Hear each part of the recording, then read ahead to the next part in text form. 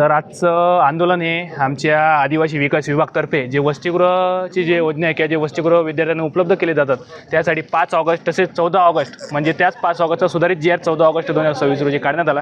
तर हा जी आर कुठंतरी याच्या मागे विद्यार्थी हिताची भावना नसून विद्यार्थ्यांचं खच्चीकरण करण्याचं काम कुठंतरी हा जी आर करत आहे, असं त्या जी आरचा निषेधार्थ तो जी आर सरसकट आदिवासी विकास विभागाने प्रशासनाने रद्द केला पाहिजे ही आमची प्रमुख मागणी घेऊन आम्ही सगळे विद्यार्थी वर्ग आधी जमलेलो आहोत। हे आंदोलन कुठलं राजकीय नाही, कुठलं सामाजिक नाही, कुठल्या विशिष्ट विचारधारेची नाही, तर कुठल्या आम्ही उजवे नाही, आम्ही डावे नाही, आम्ही प्रथम आणि अंतिम भारतीय आहोत आणि आम्ही एक विद्यार्थी म्हणून विद्यार्थी हिताबद्दल विद्यार्थ्यांसाठी उभं केलेलं आंदोलन म्हणजे आमचं ठिय्या आंदोलन आहे। आज आम्ही अप्पर आयुक्त कार्यालय अमरावती आदिवासी विकास विभाग येथे आमचं ठिय्या आंदोलन आहे। आमच्या तसेच बरेच काही मागण्या आहेत। आताच गेल्या काही 3-4 दिवसा अगोदर अमरावती येथे राजेश बेटेकर एकता अकरावी महश्री पब्लिक स्कूल येथील विद्यार्थी हा तिथं प्रवेशित असताना त्याला तो आजारपण आलं, तो बिमार झाला, तर तिथल्या कुठल्या अधिकाऱ्याने तिथल्या कुठल्या कर्मचारी वर्गाने कुठली नैतिक जबाबदारी कुठली प्रशासकीय जबाबदारी न स्वीकारता त्याला सरळ बसने घरी पाठवण्यात आले। त्यानंतर त्या विद्यार्थी कुठेतरी मृत्यू पडला, तर त्या विद्यार्थ्याच्या मृत्यूला जबाबदार कोण, तर तिथं सखोल चौकशी झाली पाहिजे, त्या मृत्यू प्रकरणाची सखोल चौकशी केली पाहिजे।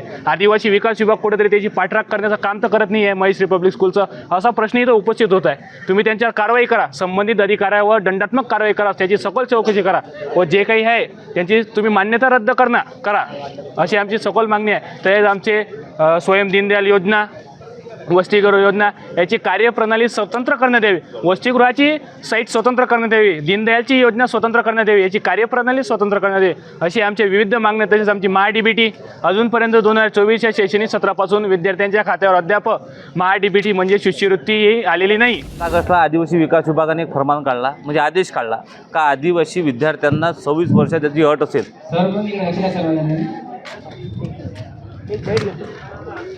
26 वर्ष ज्याची अट असेल त्याला वसतिगृहामध्ये ॲडमिशन नाही।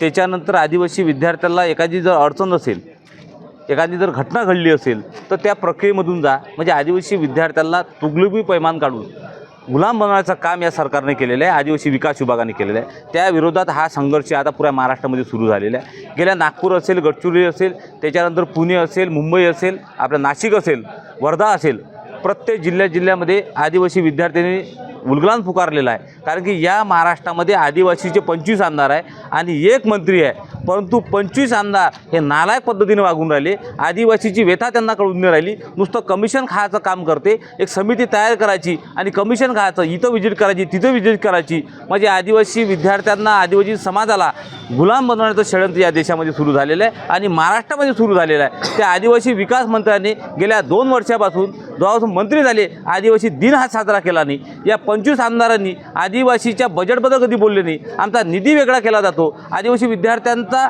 जो निधी असते डी-बी-टी असते ते मिळत नाही, म्हणजे आदिवासी विद्यार्थ्यांना सोडून द्यायचं, समाजाला वारवर टाकायचं इथल्या मनुवादी विचारधारेच्या लोकांनी सुरू केलेलं आहे। त्याच्या निषेधार्थ हा उलगुलान आंदोलन आमच्या विद्यार्थ्यांनी सुरू केलेलं पुऱ्या महाराष्ट्रामध्ये सुरू झाले आणि हे आंदोलन जोपर्यंत तो आदेश रद्द होणार नाही आणि आदिवासी विकास विभाग ते मान्य करणार नाही तोपर्यंत हे आंदोलन सुरू राहील, अन्यथा आंदोलन बंद होणार नाही।